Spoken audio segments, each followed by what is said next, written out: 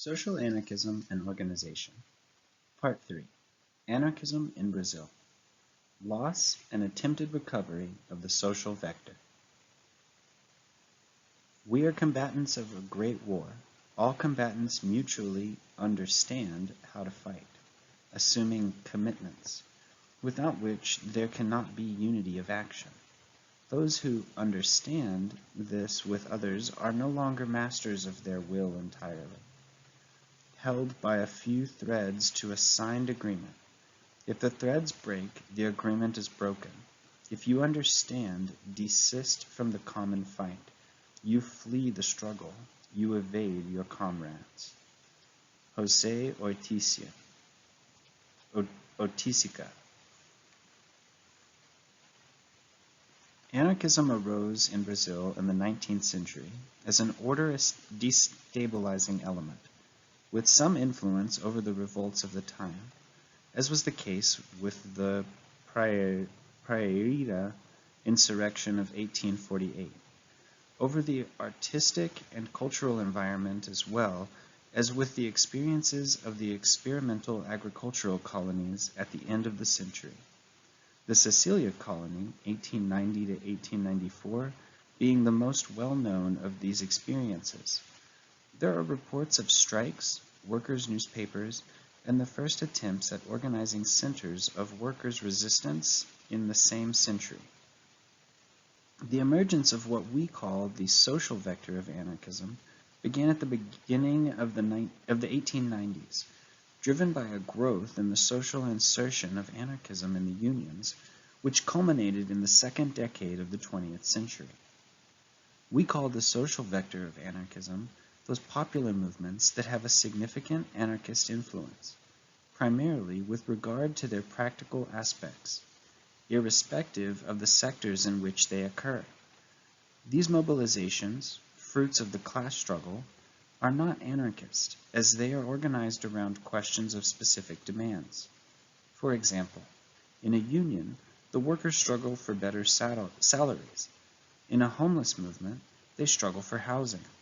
In an unemployed movement, they struggle for work, etc.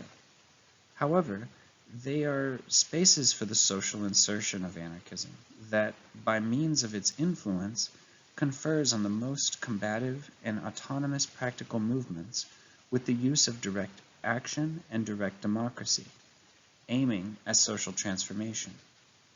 The mobilizations constituted in the social vector of anarchism are made within the social movements, considered by us as preferred spaces for social work and accumulation, and not as a mass to be directed. In Brazil, the social vector of anarchism began to develop in the late 19th century with the growth of the urban network and the population in the cities, and then with industrial growth, which, of course, also saw the growing exploitation of workers, victims of exhausting days, unhealthy working conditions, and low wages in factories that also employed child labor. With the objective of defending the working class from these conditions of practically unbearable exploitation, arose several labor organizations, riots, strikes, and uprisings, all of which were becoming increasingly common. The intensification of class struggle in Brazil was occasioned by the coachmen's strike of 1900. A number of strikes in 1903 that peaked in the general strike initiated by the weavers and the uprisings that culminated in the 1904 Vacina Revolt. In 1903, the Federation of Class Associations was founded in the state of Rio de Janeiro. It followed the revolutionary syndicalist model of the French CGT and was later transferred to the capital and named the Brazilian Regional Workers' Federation in 1906, sometime after a visit by members of the Argentine Regional Workers' Federation and a solidarity campaign with Russian workers. By 1904, we can say that anarchism was able to present itself as an ideological tool of struggle, and it was, quote, without a doubt, revolutionary syndicalism that was responsible for the first social vector achieved by the anarchists in the large Brazilian centers, end quote. In 1905, in Sao Paulo, shoemakers, bakers, carpenters, and hatters founded the Labor Federation of Sao Paulo, and in 1906 came the Labor Federation of Rio de Janeiro, which led in 1917 to the General Union of Workers and brought together the resistance unions. In 1919, the UGT became the Federation of Workers of Rio de Janeiro, and in 1923, the FARJ, F-O-R-J, was refounded. In April 1906, the Brazilian Regional Labor Congress, later known as the First Brazilian Labor Congress, took place in Rio de Janeiro, receiving delegates from several Brazilian states representing diverse categories. The Congress approved its adhesion to French revolutionary syndicalism, adopting labor neutrality, federalism, decentralization, anti-militarism, anti-nationalism, direct action, and the general strike. The Second and Third Congress took place respectively in 1913 and in 1920. In 1908, the Brazilian Labor Confederation was founded. The choice of revolutionary syndicalism occurred through the adoption of the economic camp of mobilization and by the interesting proposal of federalism, which permitted the autonomy of the Union in the Federation and the Federation, in the Confederation.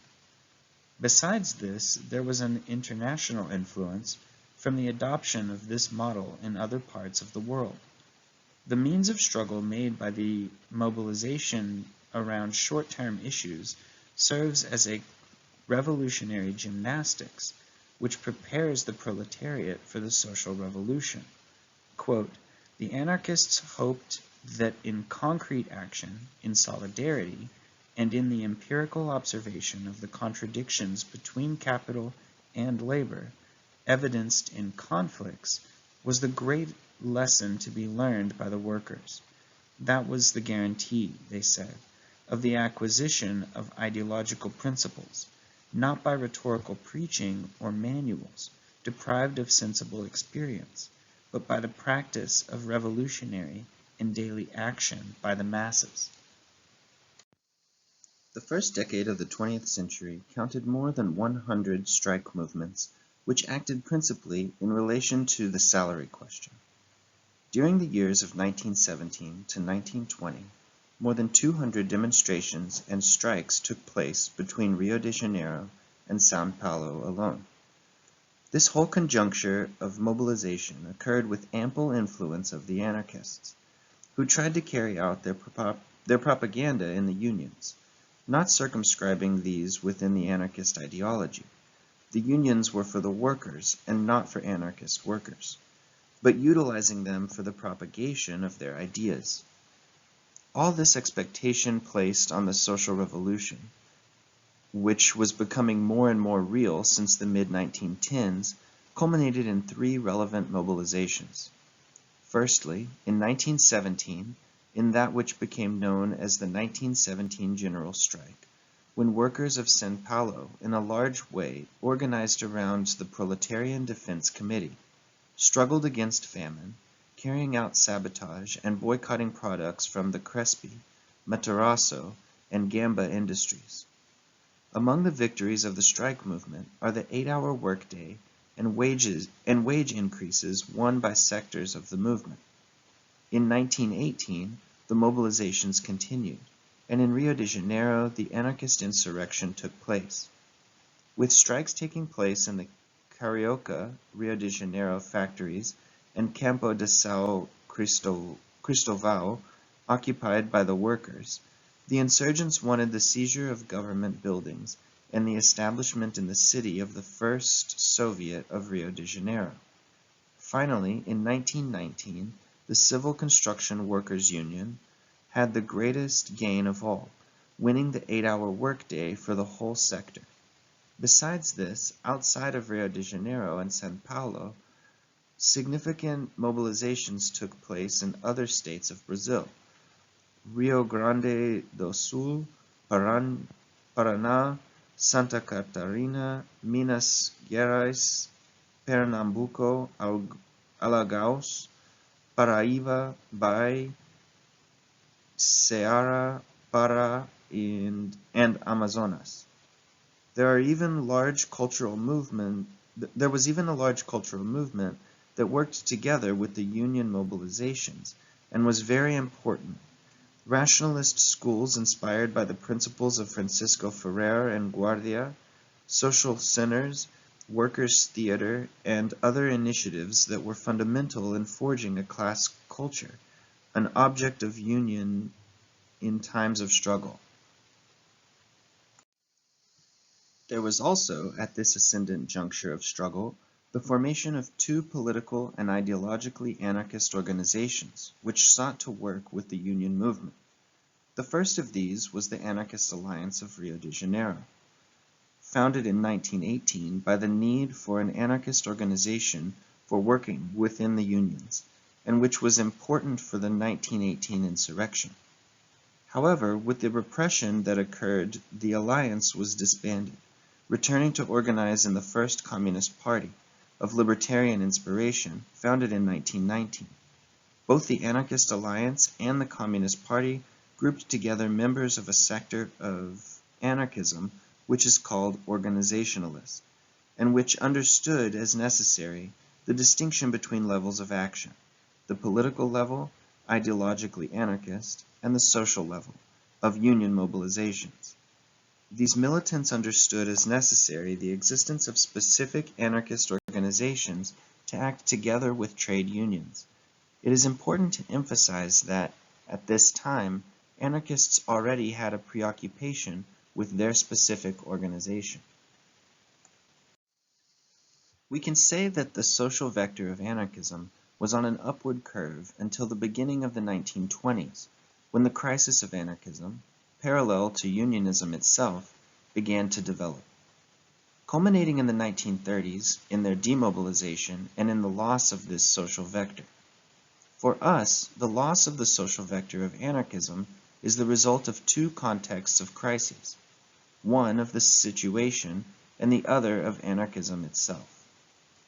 The context of the situation was marked firstly by the repression both of trade unionism as well as anarchism, which can be seen in the third revision of the Adolfo Gordo Law of 1921, which provided for the repression and deportation of anarchists, in addition to the deportation of militants to the penal colony of Clevelandia, located in the current state of Amapa, between 1924 and 1926. Besides this, there was also an ebb of social struggles around the world and frustrations with the result of the struggles that came after the Russian Revolution of 1917.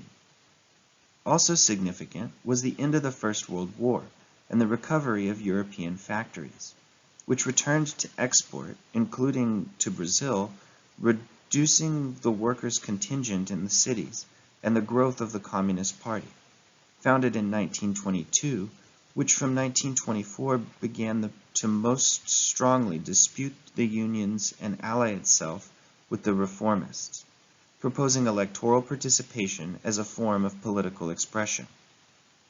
Finally, the harnessing of the unions to the state, which was legalized in 1930 and 1931 by the Vargas government, culminating in 1932 when the unions were obliged by law to have government approval and to follow operating rules determined by the state. The context of anarchism was marked primarily by the confusion between different levels of activity. For many militants, unionism, which was the social vector, the medium of action that should lead to an end, expressed by the social revolution and the constitution of libertarian socialism, ended up becoming the end itself. This phenomenon was already being noticed in anarchism and was the subject of fierce debate already in 1907 at the Amsterdam Congress between Malatesta and Monat. Monat, defender of pure syndicalism, saw great similarity between syndicalism and anarchism and agreed that syndicalism is enough in itself.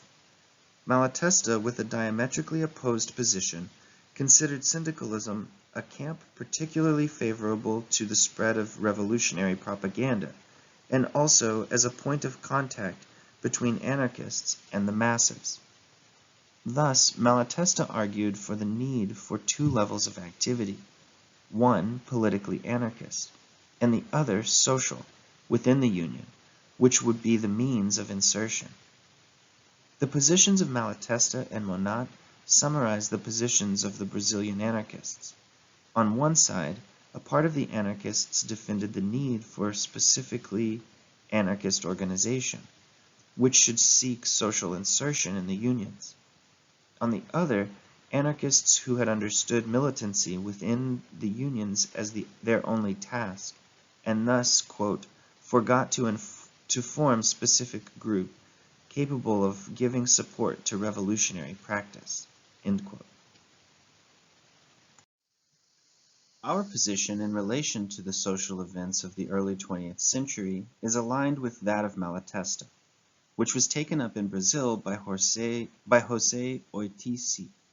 Ortizia, who at the time regarded the lack of specific anarchist organization as the problem. In 1923, he already warned of the fact that the anarchists had been dedicating themselves completely to the activities of the unions and renouncing ideological activities, confusing unionism, which was the means of insertion, with the end they wished to achieve. For him, it was essential to create, quote, anarchist federations outside of the unions, end quote. Such as the Alliance of 1918 and the Party of 1919, which, despite being groups of federations of this type, were, unfortunately, insufficient for the task it was necessary to realize. Quote, for Ortizia, as we have already partially referred to, it was important at that time to direct forces towards the formation of closed groups with a definite program of action and commitment tacitly assumed by the militants. The centralization of the anarchist forces in the struggle against the bourgeoisie, he continued, should not be confused with the decentralization typical of libertarian organizations. He then claimed two urgent steps for the efficiency of anarchist action: selection of militants and concentration of forces. And he concluded, only this will give us unity of action. End quote. We believe that the lack of anarchist organizations that could lend support to the class struggle, expressed most notably at the time by unions, was largely responsible for the loss of the social vector of anarchism. As the ideological organizations were not sedimented, the context of the crisis of unionism eventually extended to anarchism itself. Thus, a crisis at the social level also condemned the political level, since there was no real difference between the two at the time. For us, it is normal that the social level, represented at the time by unionism, has ebbs and flows, moments of ascent and descent, and the specific anarchist organization serves precisely to accumulate the results of struggles and, sometimes, to seek out other spaces for work, other spaces for insertion. The problem is that without anarchist organizations, when the social level, or a sector of it, enters into crisis, the anarchists are not able to find another space for social insertion. Quote, once the social vector was lost, and without specific organizations capable of sustaining an ideological struggle of longer duration, it was not possible for the anarchists to immediately find another space for insertion. The prestige achieved through the entrance into trade unions very probably led them to believe that the potential of the class associations was inexhaustible, even superior to the changing circumstances. Thus, the crisis in revolutionary syndicalism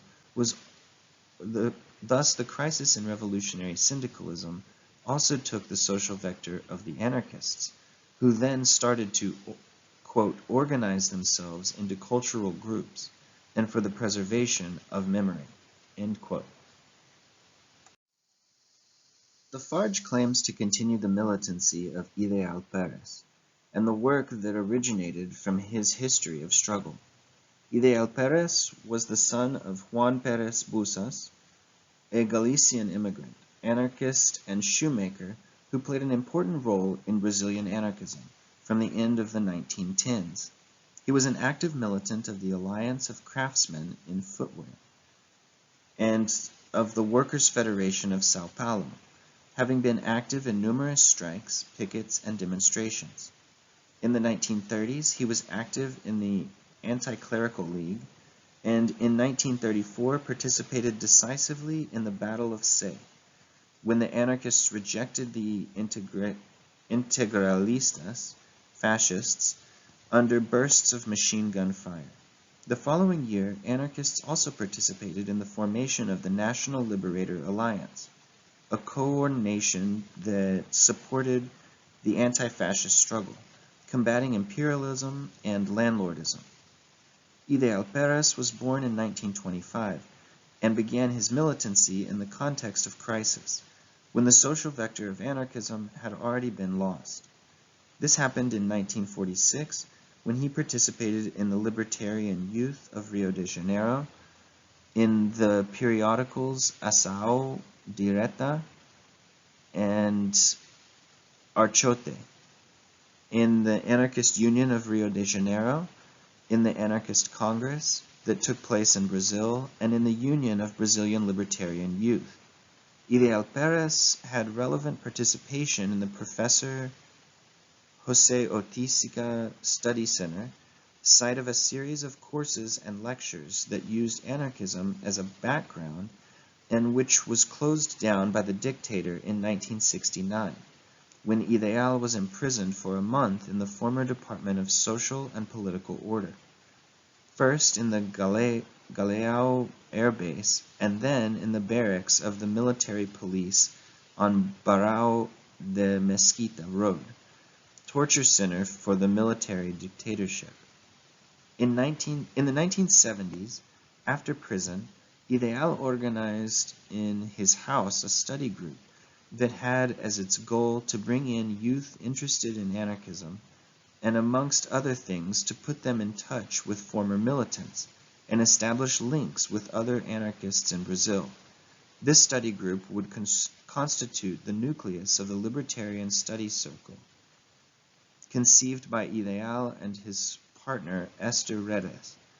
The CEL functioned in Rio de Janeiro in 1985 to 1995, having close to, or even inside it, the formation of other groups, like the José Ortizia Anarchist Group and the Direct Action Anarchist Group, the 9th of July Anarchist Student Collective, the Mutiao Group, in addition to publications such as Libera, Amore Mio, founded in 1991 and which still exists today, the magazine Utopia, 1988 to 1992, and the journal Mutirao, 1991. Besides this, the CEL promoted events, campaigns, and dozens, if not hundreds, of lectures and debates. With the death of Ideal Perez in August 1995, the CEL decided to honor him by modifying its name to the Ideal Perez Libertarian Study Circle, CELIP.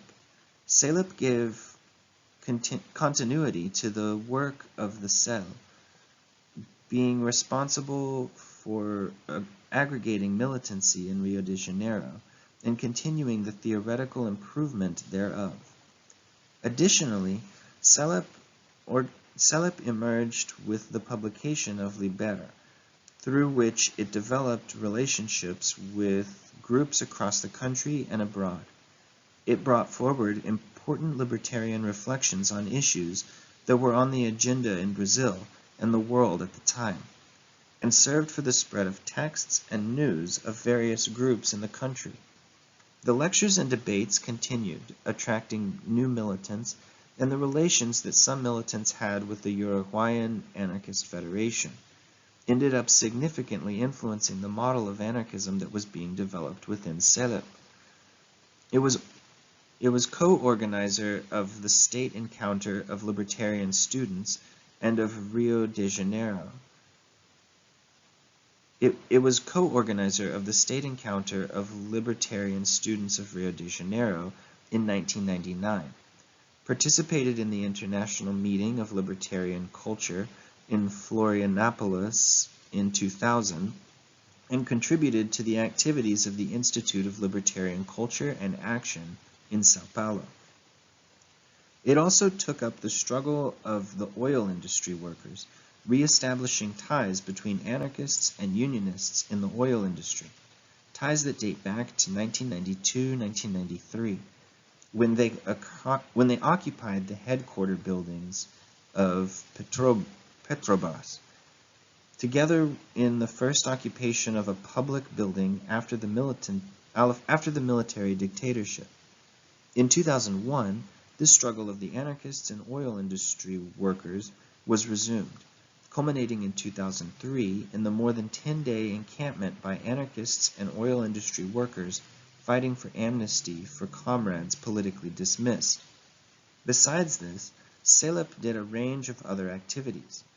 In 2002, we initiated a study group in order to verify the possibility for the construction of an anarchist organization in Rio de Janeiro, the result of which was the foundation of the FARJ on 30th of August 2003.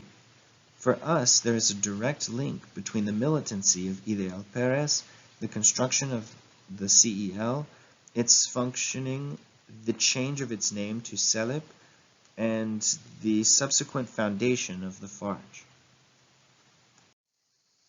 When we speak of seeking the social vector of anarchism, we necessarily make reference to the work initiated by Ideal Perez, who, even in the 1980s, started working with social movements with a view to withdrawing anarchism from the strictly cultural realm to which it had been constrained since the crisis of the 1930s.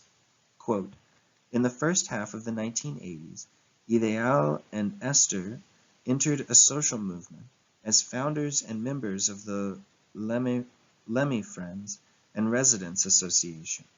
In the 1980s, a number of federations of neighborhood, favela, township or slums, and community associations appeared in Rio de Janeiro, and Ideal participated in Amaleme, trying to influence it to use self-management practices and to demonstrate solidarity with the poor community of Morro de Chapeu Mangueira. In 1984, Ideal is elected vice president of the association, and in 1985, president. His attention to neighborhood associations, having been born in another association, ALMA, Residents Association of Lauro Muro and Surroundings, perhaps the first association to demonstrate combative and self-management impetus, which ended up influencing other associations. End quote. The stimulation of Ideal Perez and the very development of militancy in Rio de Janeiro showed a practical need for social work and insertion of the anarchists, which had deepened after the contacts we had with the FAO in the mid-1990s. Through Libera and contact with other groups in Brazil, we assisted the initiative of the Brazilian anarchist construction in 1996, disseminating a document entitled Struggle and Organization, which sought to give support to the creation of organizational groups that would defend the idea of especifista anarchism. We can say that all especifista anarchism in Brazil has been influenced by the CAB and FAO itself, and this is no different with us. Since the idea of social insertion and recovery of the vector was becoming larger all the time. The history of Brazil and a more strategic observation about anarchism's own reason for being were leaving us increasingly convinced that especifismo was the form of anarchist organization most suitable to our purpose. For us, the path to the recovery of the social vector passes necessarily through a specifically organized anarchism that differentiates the level of activity and is present in the class struggle. However, Unlike the early 20th century, when the preferred terrain of class struggle was the unions, we now consider that unionism can be a means of insertion, but that there are other far more important. As previously defined, there is today a very broad exploited class which permits the social work and insertion of anarchists, the unemployed, peasants, landless, homeless, etc. For us to be well organized at the political, ideological level will allow us to find the best path to bring back this social vector of anarchism, be it where it may. All of our actual reflection aims to think of a strategic model of organization that enables a recovery of the social vector, in that this points to our objective of overcoming capitalism, the state, and for the establishment of libertarian socialism. What we seek in this context is only a station in the struggle, as we emphasized at our foundations, quote, "Here we present the FARJ, without making for anything other than a fighting station, lest righteous and profoundly beautiful dreams die." End quote.